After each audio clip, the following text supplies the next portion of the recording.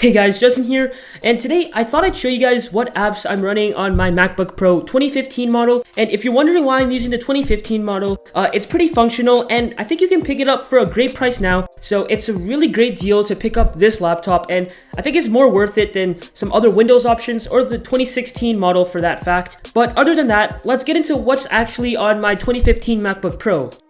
So if you're wondering what's that pretty dope looking thing on the front of your laptop, that's a skin by Dbrand. I've got Marble as of right now on my MacBook Pro and it's pretty dope. If you want to pick one of these up, I'll actually drop a link down below so you can go ahead and check it out. So now we'll go ahead and just check out the software that I'm using on my MacBook Pro, starting off with the dock. And here you'll just find my stock apps that I use, such as, the Launchpad, QuickTime Player, etc.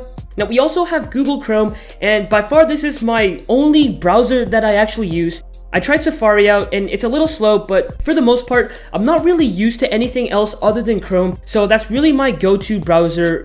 Of course, we have some more stock apps such as Photos and Settings, pretty self-explanatory there. We also have Notes and Malwarebytes, and this is pretty much my antivirus software. I just use it to check on viruses that I might have every once in a while. Nothing too special there either. The one thing I really do like about Malwarebytes though is the fact that it's free, so that's really nice as you're getting a pretty great antivirus software that you don't really have to pay for. So yeah, and by the way, I'll try to drop all the links I can for all of these apps down in the description so you can go ahead and check them out. Anyway, so we'll move on over to the right, and I have the App Store. Also, nothing too special. I don't really use the App Store that much to download any apps, but it's just sitting there, so that's about it for that.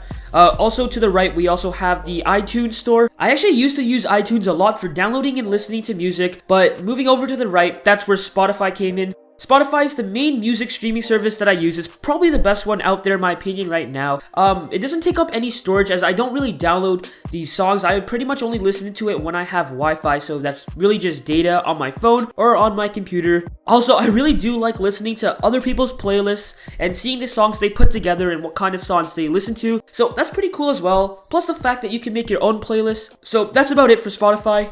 Alright, so we'll move on to the next app, and next up we have Wine Bottler, and this is actually a pretty cool app. Wine Bottler is kind of an odd app. It allows you to download apps that are in the exe format, so that's Windows, and use them on a macOS system. It's especially useful for downloading apps that don't have any macOS support, so that's also a great reason why I got this app in the first place as well. Overall, pretty cool app, and it's pretty useful, really depending on who you are. Anyway, so moving on, we also have Photoshop, and I actually use Photoshop a lot, mainly for designing and also making my thumbnails for any videos that I upload. But more recently, I've also been using Photoshop for more school-related projects, so it's really useful if you have, for example, a design class or something like that. But Photoshop, really useful app, really happy that I have it.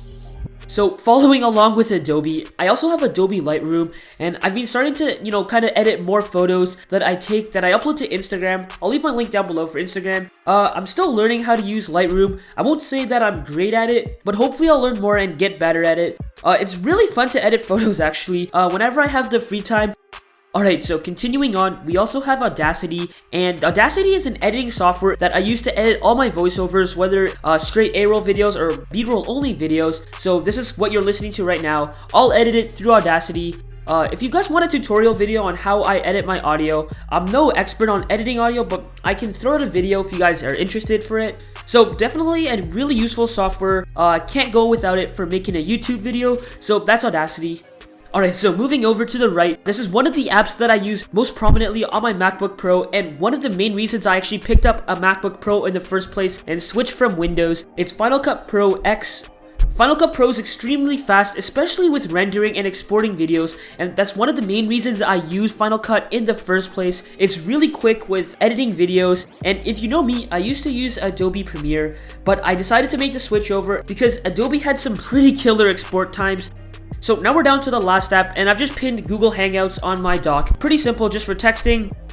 So that's about it. That's pretty much what I'm running on my MacBook Pro 2015. So hopefully you guys found this interesting and you enjoyed it. Definitely hit that thumbs up button if you enjoyed. Definitely drop a comment down below. Let me know if you guys enjoy watching these what's on my, device videos, MacBook Pro, phone. Anyways guys, that's about it. Thank you so much for watching, and I'll see you guys next time.